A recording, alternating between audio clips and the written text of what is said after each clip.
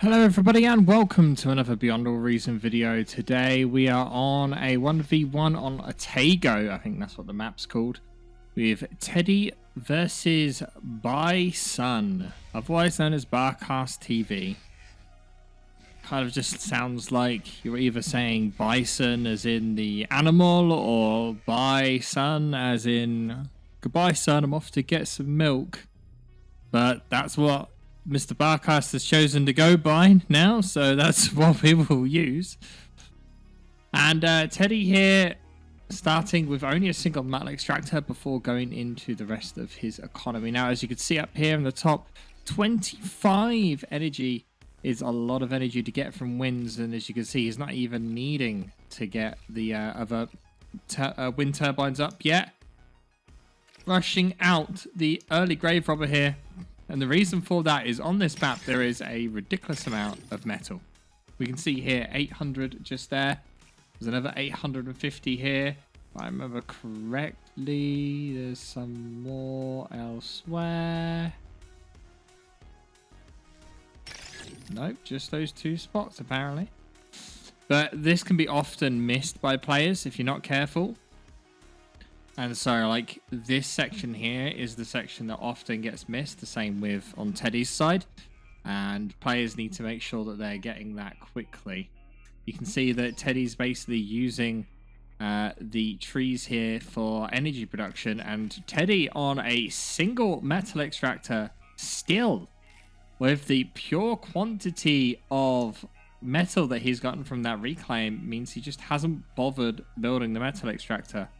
Surprisingly, we see Barcast doing the exact same thing here. It's almost like Barcast can read Teddy's mind. This map has a lot of trees in the center, as you can see here, all of the trees. But not only that, each of these hills in the corner has a geo point, and there is a geo point more towards the front of each players kind of side of the map as well. Not only that, but right in the center we also see a geo here and here. And why I decided to draw a circle on that one. And of course this map has a very large amount of metal extractors, and we've seen this on the channel before, that this map can very quickly go out of hand and get into tech free complete slog.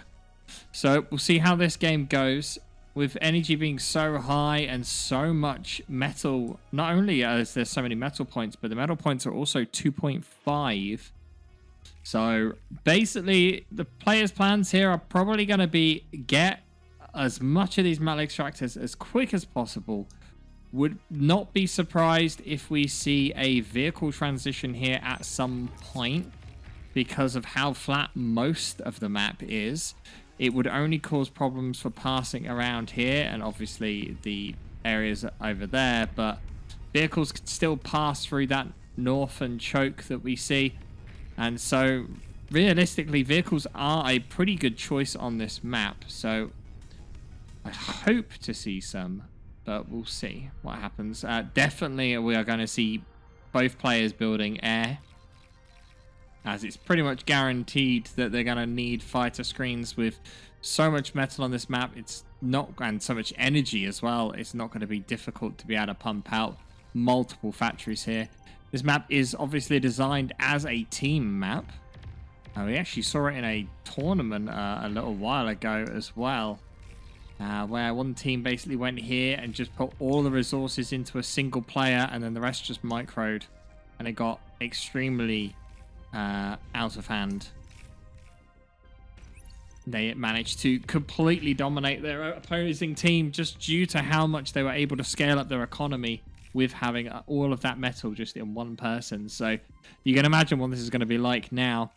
Surprisingly, we see a lot of raiders out, and this is what compares team games versus 1v1s, is that 1v1s, you're seeing raider units like the grunts, for example, being used for a very long time. Whereas in team games, you know, especially AV8s, you're seeing thugs or rocket bots by like minute 4 at least.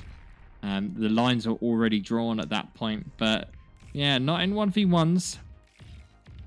And the only bit of actual value that's really been gotten by either player here is Teddy in this early phase, managing to get the expanding constructor.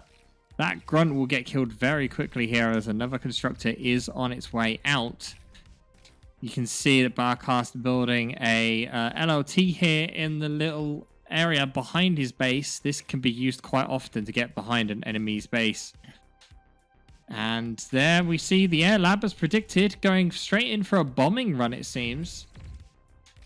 We see nothing from Teddy. Teddy actually going for an air lab himself. It's almost like they're talking to each other. Oh, Barcast looks like he will manage to get his own dead constructor. As Teddy manages to lose a constructor on the front lines as well. Would argue that Teddy's lost con is, well, has ended up getting a lot more value for its distance as opposed to Barcast. Barcast one literally managed to get to here before it died. Barcast not paying attention, and Teddy able to get some very favorable trades, but it does mean all of the reclaim is left on the opposing side. Bombers are already on their way. Now, the question is, when will they get spotted? Scout is on its way out already. Teddy will have seen it now. Bit late to build any... I was building energy with his commander here. Fighters being rushed out, but it's going to be a little bit too late here as the fighters only managed to kill one bomber before the bombs get dropped. 2 bombers down now, and the fighters will not stop all of these wins getting destroyed. Very few left alive, and Teddy with a single energy storage may be able to keep going for a little bit, but that's definitely hurt. And here we see a vehicle transition from Barcast. But Barcast able to sneak in some grunts along the bottom. Teddy, rather, sneaks in grunts along the bottom, managing to kill 2 cons and that expansion to the south again. Those will not be able to get any further as they reach Barcast's LLTs here. Barcast doing a decent job at expanding here to the north. Already claimed 2 of the 4 metal extractors on this northern side, building a lot of LLTs there to defend.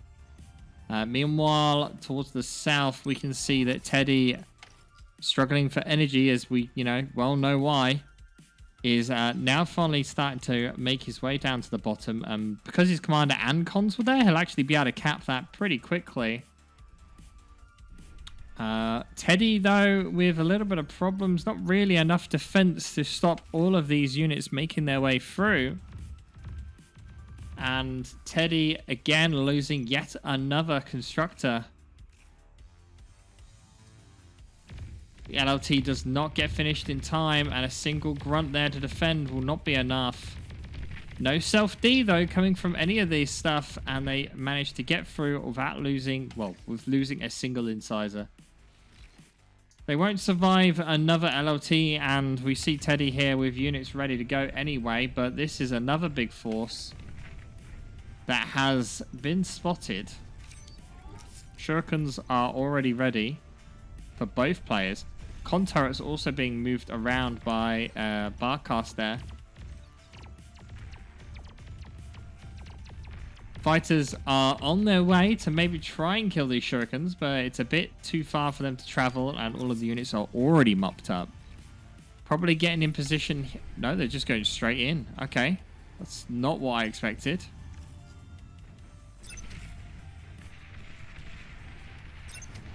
Mismanagement of shurikens here by Teddy. Sending the shurikens into the fighters. Now, there are AA bots here, which will shoot down some of the fighters. They're still losing quite a lot of shurikens. Meanwhile, in the center, grunts just run straight up.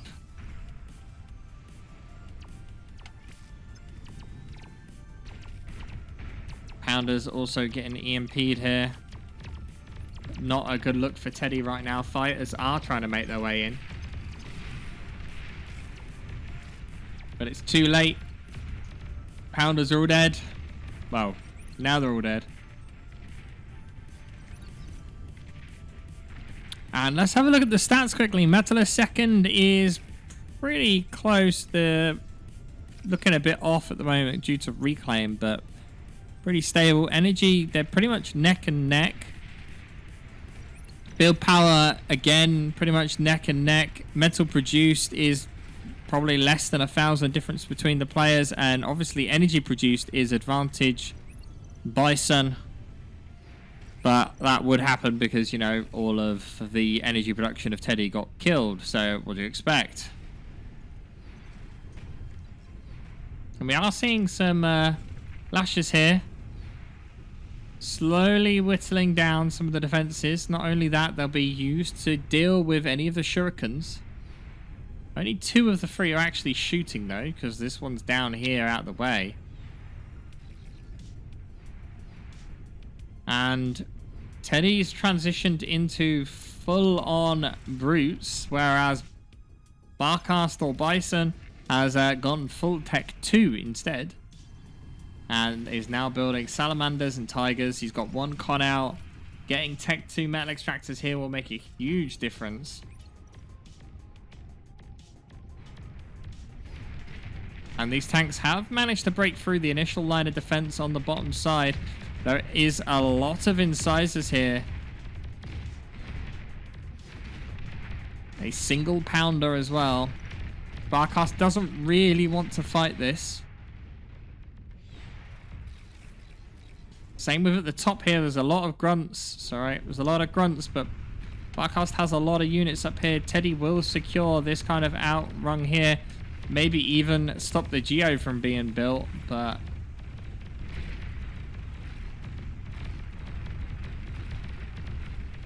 and Teddy doing a great job here. Just lines up on top of that Geo spot, stops the Geo from being built. And now this reclaim field is open to Teddy if he chooses to go for it. 1.4k. The army on the hill, though, does get surrounded by the army of Barcast that was to the north. And they are trying to regroup with the tanks, but they're not really be able to make it. Now, Teddy will have been alerted that Barcast has gone Tech 2 due to the fact that these salamanders have been spotted.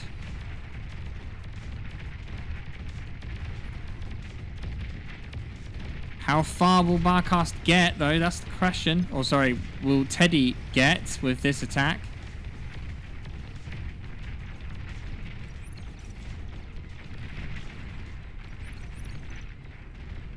There's a lot of build power here, able to eat up some of these tanks pretty quickly.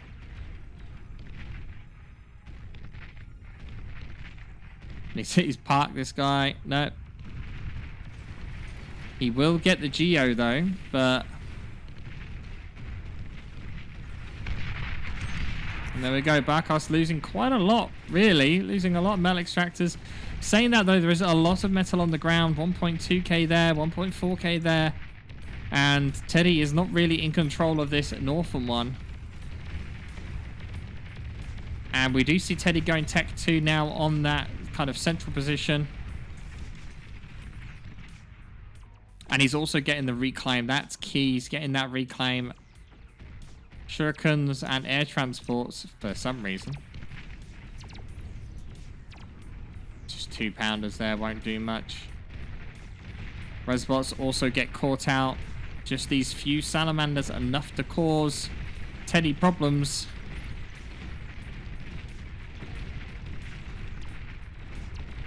Not only that, but Teddy doesn't really have that many fighters anymore. Like, he has some, but he's not sending them over to deal with these guys at all. Now he sends them over. They're a little bit late, as he's pretty much lost all of his forces already. So we zoom out so we can see at least the icons for the fighters.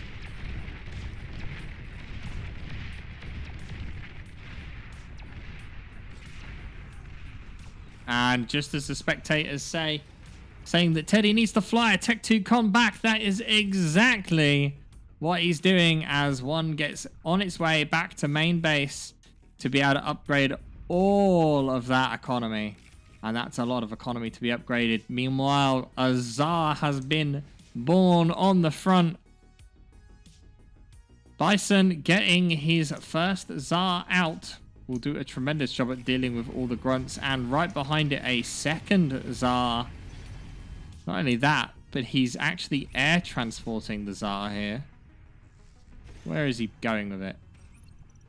Okay, he's going up here. Probably going to push through here and maybe go around the back here to try and do some damage. There's not many units up there. There's a lot of reclaim to be had down here. Resbot is nearby, but will get killed by these salamanders yet again. Neither player really able to control that just yet. Resbots have already resed this Geo though. Nothing in the center. Yeah, the amount of eco that's on this map would not surprise me if that was the case. An advanced Geo though being built by Teddy. And the same already built though by Byson. So Byson does have the Tech 2 lead here. He went Tech 2 first. So we'll see what he's able to do with that lead. The fact that, you know, Teddy has all of this already now Tech 2 and transported a guy back meant that it was a lot quicker for him to get more of his mechs upgraded. But we can see that Byson is still ahead on metal production at the moment, but that's due to this reclaim that he's going to get now. He's going to be even further ahead. Reclaim there. Metal produced is 2% difference. We're only talking about 1k of metal between the two players. It's not a lot. And the Tigers are pushing in on this top side, trying to deny some of these metal extractors. There is a Tsar there, which is making things more difficult. Neither player starting with scout spam just yet. But enough to cause a bit of problem. They did not lose the construction vehicle though. As we kind of do a bit of a flyover the rest of the map, we can see Tsar putting some pressure on in the center as well. There's also a radar jammer on that, which is going to make things more difficult for Teddy. As Teddy continuously pumps out, well, he was continuously pumping out Tech 1. He's actually moving to Tech 2 Air. Just for fighters so far. Wouldn't surprise me if we see gunships. Teddy with a severe lack of fighters at the moment as well. His factory is a bit dangerously positioned though. As these units we're about to see are probably going to go around like that. And it's also right on the front line where this Tsar is heading. All of the forces of Teddy's have moved up north and now having to run back down as he's just spotted these forces. This Tsar is ready to cause some damage and the Tigers are really grouped up. Focusing on the Tsar. And Shurikens also coming in. Shuriken's not getting shot down quick enough though. The Tsar does go down in the end. And with that, Teddy's trying to fall back. Whether he has enough units to still defend is a difficult question. He does have 3 Tsars at the bottom that he could really do with having up here. Meanwhile, at the same time, which is, you know, exactly what meanwhile means, pressure being applied up here against all the Tech 1 with this Tsar just making some dents, but realistically the biggest problem is around here, which surprisingly Barcast has decided to go a different direction, is massing up all his forces in the center. The Tsar getting some great shots over that hill, taking out chunks of units at a time.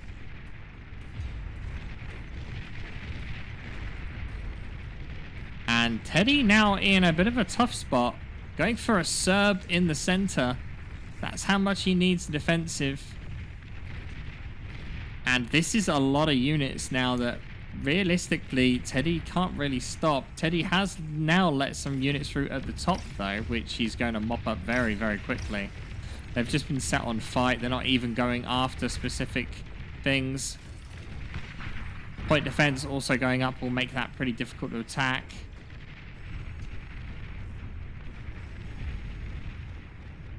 Don't know if that's the right play by Teddy as he tries to charge some Tigers in.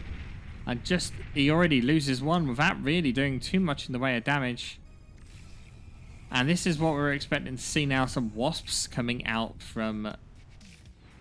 Wasps coming out from Teddy, but I don't know. When you look at fighters, we can see 52 fighters from Byson. And I know they're Tech 2, but he has only 8. And I feel like those gunships are going to get shot down so quickly by those mass amount of fighters that I don't think it's going to work out. Not only that, but there, as you can see, there are some AA in the background. And here come the gunships. Watch the fighters on the mini-map here.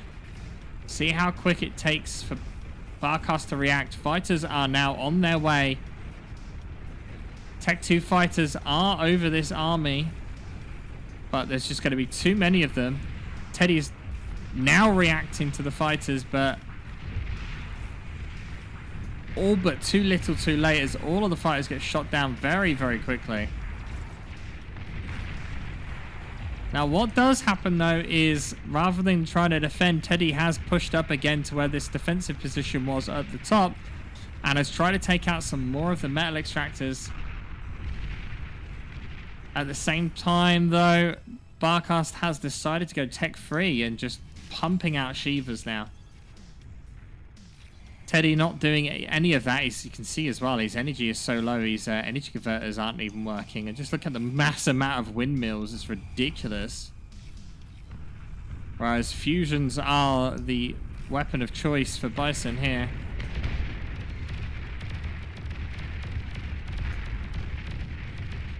Finally some good economy damage, but these units just sat here now, not really getting anything. Teddy's attention elsewhere, it seems. Anti-nuke being built. Oh, that's what happened. We missed an attack on this Tech 2 factory. And here comes the Shivas. Teddy's just trying to take some metal extraction off of Byson any way he can. And it is slowly working, but are we going to see Tech 2? Oh, so there we go. Yeah, exactly. I was about to say, are we going to see Tech 3 from Teddy? And yes, we do. Tech 3 factory being built in the center of the bottom here. What this does mean, though, and there is a Cerberus here in a decent spot to defend, but if this army just walks around here or even goes around here, Teddy can't really defend with his Tech 3, so he instead needs to apply pressure to Barcast's space with his own Tech 3, forcing Barcast to retreat. Now, if they both decide to just go for a straight up play against each other and base race, I don't quite know who will win. Now, there are a lot of strap bombers being built here. Currently 5 strap bombers. Fighters should be advantage Teddy now with the amount of Tech 2s. Also able to catch a Tech 2 constructor here.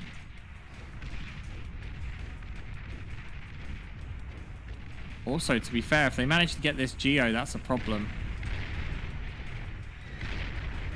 Tiger do actually manage to get by, and Teddy not really paying attention. Now moves the Shiva into range. These Tigers do not end up going for the Aphis. Sorry, not Aphis, a Geo, I guess. And instead just walk into the back area, get 2 metal extractors, and then will die. Now the strap bombers have been spotted. See the fighters making their way in. They were not able to do much, it seems. Going for the AGO. Not an... Oh, there's the next one. Oh, so close. 8% health. Not enough. And also the fighters weren't enough, which is also a bit of a surprise. Shuriken's not really paying attention here to do the job properly. These tigers are just running into more and more grunts, so eventually those things will get killed.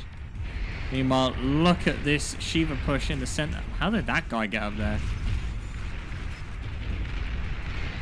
And this is exactly what I meant. Barcast pushing his Shivas completely far away from Teddy's Tech 3 production. And now Tech 3's having to walk straight across the middle of the map from Teddy. And it's not really going to help.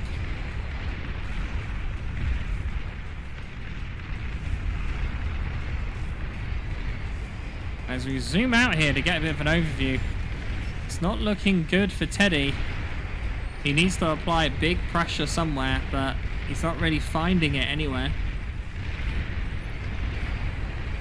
Unable to really hold off this push as well. He has no more Tech 2 production of his own.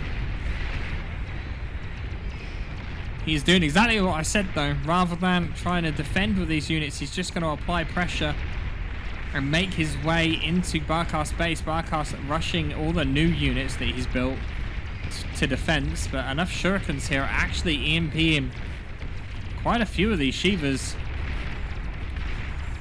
And he's not sending units to deal with them.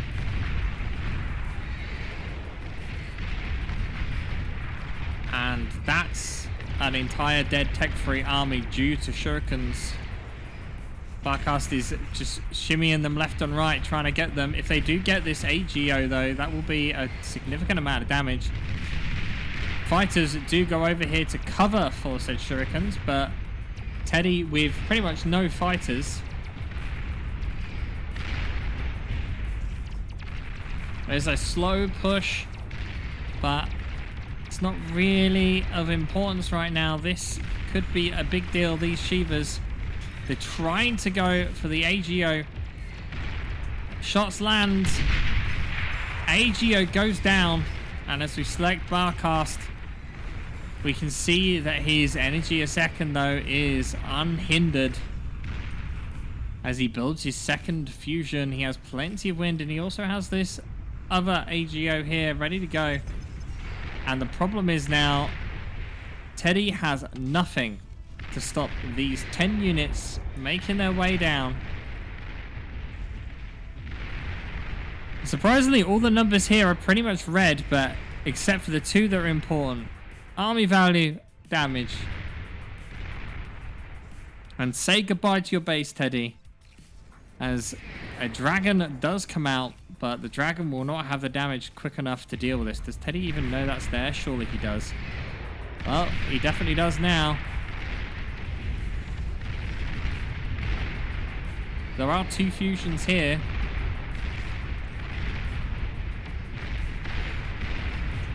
He's desperately trying to rush out another dragon, rushing back Shivas to try and help, but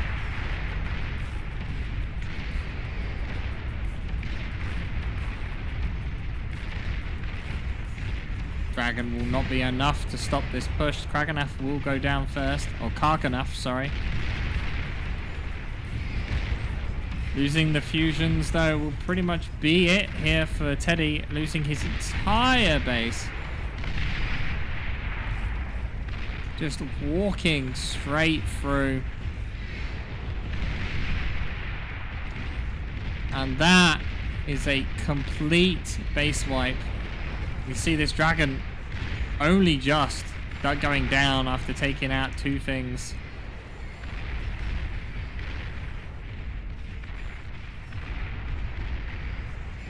Although Teddy not giving up. At the end of the day, it's down to the commander death that matters, and Teddy also losing all of that energy is still, well, he is actually losing energy relatively quickly here, but not that much. Teddy has lost all of his fighters, cannot deal with these shurikens now. He's trying to build a demon. A Serb here from Byson as well will make it difficult.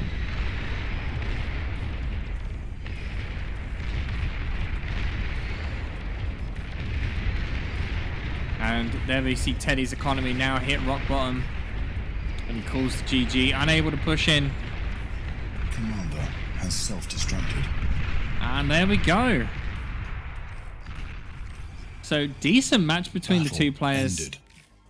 Although Barcast did extremely well here. It technically could have been anyone's game for quite a while. Barcast just scaled earlier and managed to win it. So thank you all for watching. Don't forget to hit subscribe and I'll see you all next time.